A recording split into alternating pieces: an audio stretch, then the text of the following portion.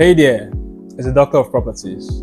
So recently there has been this debate and debacle between buying titled and not titled land. In fact, last week I was on Instagram and a certain influencer was telling his followers that, oh, if you want to buy properties from henceforth, you should have properties that have C of O or an excision or a gazette or anything. So I looked at what he was posting or what he posted and what he was trying to do, which is not really bad, but I think that he didn't really have the nitty-gritty of what it's like to invest or buy properties in real estate. So the thing there is, when it comes to investing in real estate, not all fingers are equal.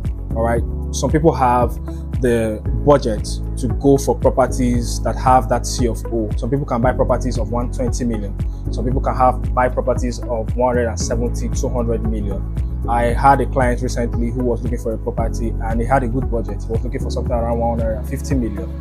Okay, so compare that to somebody who doesn't have that kind of budget but also wants to invest in real estate. What should that person do? If there is no title on that property, should the person not buy or not invest in real estate? So here are my points on what you should do and what I think is the right thing for you to do. So if a property doesn't have title, it doesn't make it bad for you to invest in. Yes, if it doesn't have title. What are the most important things you need to do when buying a property? The most important things are to do your due diligence first with a surveyor, okay, to know if that property you're about to buy is free from government interest, what we call government encumbrance in our business. So, for example, if the government plans to build a hospital, anything for public interest, like a train station, okay, and you're buying into that area where the government has that interest or what they call earmarked for that particular place, you're making a bad buying decision. But after your checks, you find out that the government doesn't have any vested interest in that place. You study what they call the layout.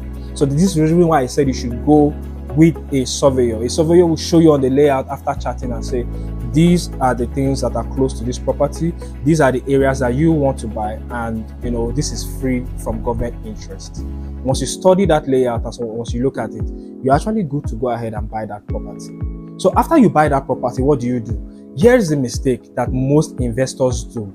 All right, so I feel oftentimes that we like to cheat the system. We want to cheat the system and we think that we can get away with it. No, you don't have to cheat the system. If a property that has a C of O in a developing area is costing around 15 million naira, and you have this property in front of you, doesn't have a title but has a good layout, is free from every government encumbrance, okay, and has maybe a registered survey and a deed, and the company has the right to sell, what do? Go ahead and buy that property after due diligence. Yes, when you buy it, now begin to perfect the title in your name.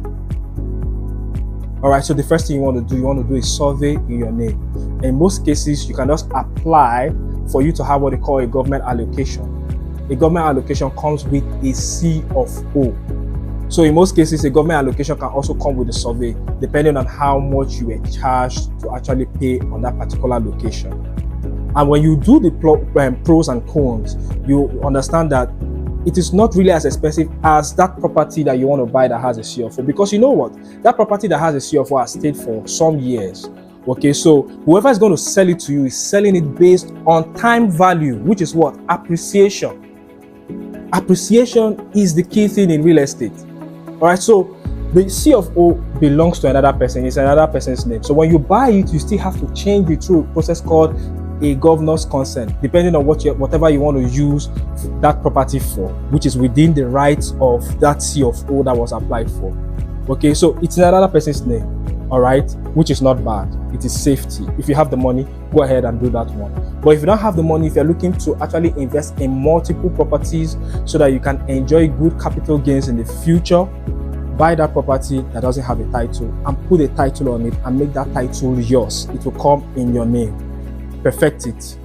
Do the C of O. Apply for a government allocation, which comes with a C of O, and you will find out that you will enjoy it. You paid actually less, for doing this one, and you will gain more value. In fact, you can actually even meet up with that one that has a C of O in value when it comes to the future. So the debate about buying a property that has no title and no title is actually understanding the right thing to do. If you buy a property that doesn't have a title, go ahead and perfect your title to your taste. Okay, if you want to buy a property that has a title because you have the finances, go ahead and do it. All right, so what do you think? Do you think you will still go for that property that has a title over a property that doesn't have a title? Do you think, you know, it is right for you to actually start perfecting the title to your own taste? Everything depends on you. Let me know in the comment section. And if you have inquiries, leave them in the comment section or send us a DM. All right, so I still remain a doctor of properties till I come your way next time. Be good and be cheerful. Bye-bye.